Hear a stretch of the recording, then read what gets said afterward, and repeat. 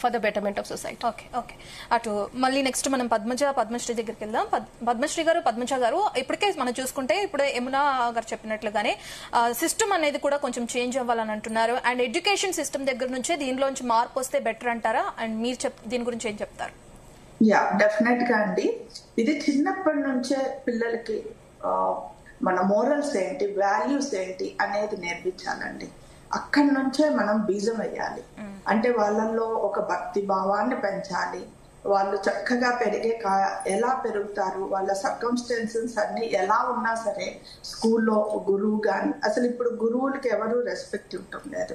గురువునే కొట్టేస్తా ఉన్నారు పిల్లలు. ఆ లెవెల్లో మొత్తం సిస్టమ్ చేంజ్ అయిపోతుంది. కానీ మనం ఎంత కాదనుకున్నా సరే పురాతనం, ఎందుకంటే మేము చదువుకున్న కాలంలో గురువు అంటే ఒక భక్తి, ఒక గౌరవము. వాళ్ళు చెప్పేది మేము ప్రాపర్గా విని నేర్చుకోవటము, ఇలాంటివన్నీ చేసి ఒక భక్తి, ఒక భయము, ఒక గౌరవంతో పెరిగితేనండి ఇటువంటి ఛాన్సెస్ అసలు ఉండవు. పిల్లలు ఇట్లాంటి ఆలోచనలకే వెళ్ళరు. నేను నా స్టూడెంట్స్ ఉంటారు, నా స్టూడెంట్స్ అంతా యంగ్ స్టూడెంట్స్, వాళ్ళందరినీ కూడా అడుగుతూ ఉంటాను, ఎలా ఉందమ్మా అసలు ఇప్పుడు మనము ఒక స్త్రీ మీద. నేను యాక్చువల్గా చిన్నప్పుడే ఒక ప్రోగ్రామ్ చేశాను, భ్రూణ హత్యలు అనేసి. అంటే యాజ్ ఏ డాన్సర్గా మేము డాన్స్ చేస్తే చూస్తారు ఏదైనా సరే. భ్రూణ హత్యలు అంటే కలియుగంలో పిల్లల్ని, ఆడపిల్లలు అనగానే కడుపులోనే తీసేస్తున్నారు యాక్చువల్గా.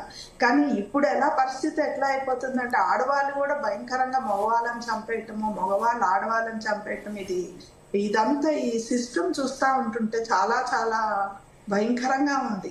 ఇది చిన్నప్పటి నుంచే బీజం కరెక్ట్ గా లేకపోతే ఆ పిల్లలు చెడిపోయే ప్రమాదాలు చాలా ఎక్కువ ఉంటాయండి. ఈ విధంగా ఈ కలియుగం చూస్తూ ఉంటుంటేనే భయం వేస్తా ఉంది నిజం చెప్పాలంటే.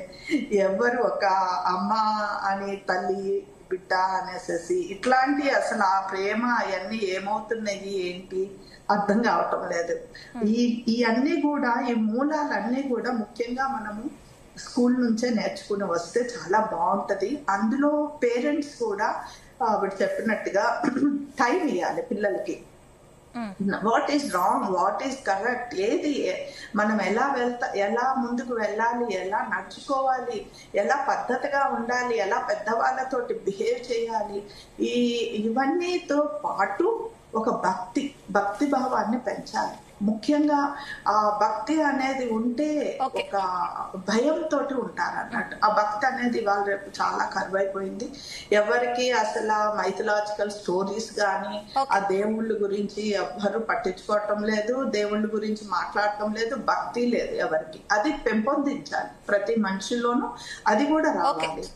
ఓకే ఎస్ వసుప్రద గారు, ఫైనల్ కన్క్లూజన్ ఇవ్వండి. ఏదైతే యాంగర్, షార్ట్ టెంపర్, వీటి గురించి మనం ఎక్కువ మాట్లాడుకుంటాం. ఎక్కువ షార్ట్ టెంపర్ వచ్చినప్పుడు ఒక వ్యక్తిని వెంటనే అక్షడికావేశంలో పొడిచి చంపేయాలి అని చాలా మంది కనిపిస్తూ ఉంటుంది. షార్ట్ టెంపర్ తో బాధపడుతున్న పర్సన్స్, వాళ్ళకి సంబంధించి మీరేమిస్తారు ఫైనల్ కన్క్లూజన్? అంటే ఈ ట్రేట్స్ అండి మనకి సాధారణంగా చిన్నప్పటి నుంచి కనిపిస్తాయి. సో ఏంటంటే ఎడ్యుకేషన్, మనం స్కూల్స్ లో చిన్న ఫైట్స్ కానీ అలాంటివన్నీ కనిపించినప్పుడు దాన్ని వాళ్ళని ఇంకా పనిష్ చేస్తే వాళ్ళకేం ప్రయోజనం ఉండదు యాక్చువల్లీ. సో ఇలా ట్రేట్స్ కనిపించిన పిల్లలు కానీ, అడాలసెంట్స్, వాళ్ళకి ఆల్రెడీ ఇంకొంచెం క్రిమినల్ బిహేవియర్ పెరుగుతుంది. సో ఇలాంటివన్నీ ఒక కైండ్ ఆఫ్ ఇలాంటి ట్రేట్స్ ఉన్న వాళ్ళందరికీ ఏంటంటే వాళ్ళకి ఇష్టమైనవి కొంచెం ఇంట్రెస్ట్ కలిగించి మనం వాళ్ళని ఒక దారిలో పెట్టడానికి మనం ట్రై చేసి, సో అడాలసెంట్ ఏజ్ గ్రూప్స్ కి ఎంగేజ్మెంట్ ప్రోగ్రామ్స్ అండి, అంటే వాళ్ళని పాజిటివ్ గా ఎంగేజ్ చేయడం. అంటే అమ్మా నాన్న వాళ్ళకి ఎప్పుడు పేరెంట్స్ కి, తల్లిదండ్రులకు కుదరకపోవచ్చు, కాకపోతే మనం ఒక సమాజంగా వాళ్ళకి ఇలాంటి ఫెసిలిటీస్ క్రియేట్ చేసి, ఒకప్పుడు కమ్యూనిటీ హాల్స్ అంటూ ఉండేవి, ప్రతి ఏరియాకు ఉంటే ఆ పిల్లలందరూ అక్కడికి వెళ్ళి ఏదో సాయంత్రం ఆడుకునేవాళ్ళు.